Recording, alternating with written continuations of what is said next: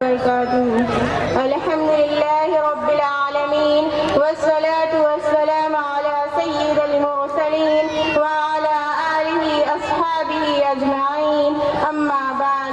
محترم حضرات، یہ مقدس رات اس مبارک مہینے کی رات ہے جس کے بارے میں شہنشاہ بطحہ تاجدار مدینہ مصطفیٰ محمد صلی اللہ علیہ وسلم نے ارشاد فرمایا کہ شعبان میرا مہینہ اور رمضان میرے اللہ کا مہینہ ہے. ایک حدیث پاک میں فرمایا کہ شعبان میرا مہینہ اور رمضان میری امت کا مہینہ ہے.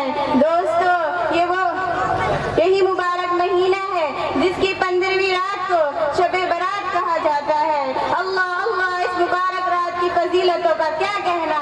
احکم الحاکمین نے اس مقدس رات میں قرآن پاک کو نازل کرنے کا فیصلہ کیا جو سراپا ہدایت اور رحمت ہے، جس قرآن میں عالم انسانیت کو زندگی گزارنے کے طور طریقے سکھائے، عبدالآباد اور ہمیشہ رہنے والی آخرت کے واسطے نجات کا سامان مہیا کیا.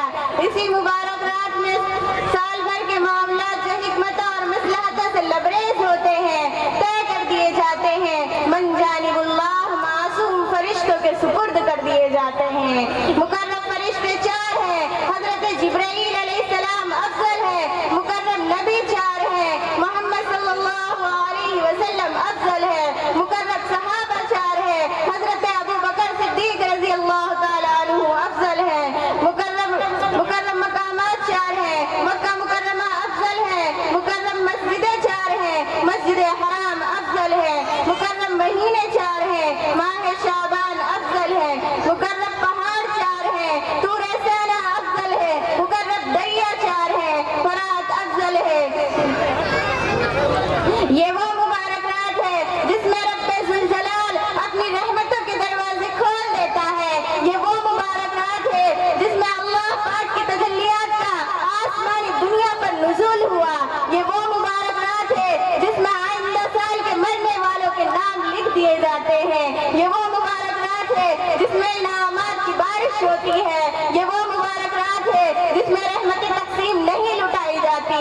یہ وہ مبارک رات ہے جس میں اعلان عام ہوتا ہے کوئی استغفار کرنے والا اس کی مغفرت کی جائے، ہے کوئی روزی مانگنے والا اس کو روزی دی جائے، ہے کوئی گناہوں سے مغفرت طلب کرنے والا اس کو نجات دی جائے.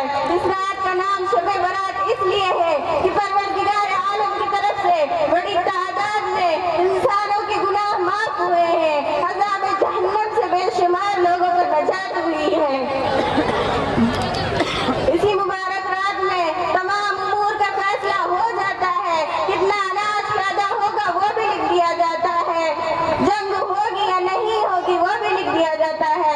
فتح ہوگی یا شکست وہ بھی لکھ دیا جاتا ہے. پانی کتنا برسے گا وہ بھی لکھ دیا جاتا ہے. کان جیے گا کان ملے گا وہ بھی لکھ دیا جاتا ہے. جس کو کتنی روزی ملے گی وہ بھی لکھ دیا جاتا ہے. الغرض سال بھر کے بجٹ کی منظوری اس مبارک رات میں لکھ دی جاتی ہے. اسی مبارک رات میں حضرت جبرائیل علیہ السلام تشریف لائے اور کہا، اے محمد سر اٹھائیے. آپ نے سر اٹھایا تو کیا دیکھتے ہیں؟ جنت کے 8 دروازے کھلے ہوئے ہیں. یہ رات کمائی کی رات ہے. خزانوں کے لوٹنے کا موسم ہے.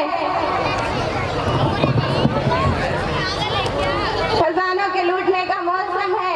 یہ رات فرشتوں کی عید ہے. ہماری تمہاری عید اور ہے. فرشتوں کی شب قدر اور شب برات میں ہوتی ہے. اس مقدس رات کی عظمتوں اور فضیلتوں کا کیا ٹھکانا. مبارک ہے وہ لوگ جو اس مقدس رات میں اپنے پروردگار کا سایہ تلاش کرتے ہیں، اللہ کی عبادت و بندگی کرتے ہیں، دربار خداوند میں اپنی ضروریات اور حاجات کی درخواست پیش کرتے ہیں. اللہ پاک ان کی درخواستوں کو قبولیت سے نوازتا ہے. پیارے دوستوں اور میری ماں اور بہنوں، یہ رات رحمتوں اور سعادتوں سے دامن بھرنے کی رات ہے. اس رات میں احکم الحاکمین کا دربار رحمت کھلا رہتا ہے. یہ رات ندامت و شرمندگی کے ساتھ آنسو بہانے کی رات ہے. اپنے گناہوں کو معاف کرانے کی رات ہے.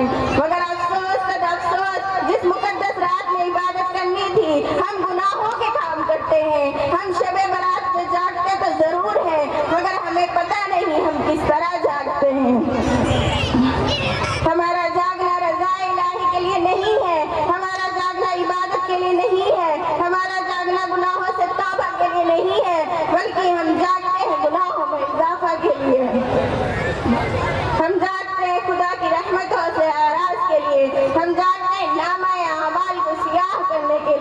ہم جاگتے ہیں نیکیوں کو مٹانے کے لیے. کہیں دیکھو تو آتش بازی ہو رہی ہے, کہیں دیکھو تو پٹاخے چھوڑے جا رہے ہیں, کہیں دیکھو تو حلوہ پکایا جا رہا ہے, کہیں دیکھو تو مسجدوں پر سجایا جا رہا ہے, کہیں دیکھو تو رحمتوں کا مذاق اڑایا جا رہا ہے, کہیں دیکھو تو سنتوں کا جنازہ نکلا. وما علینا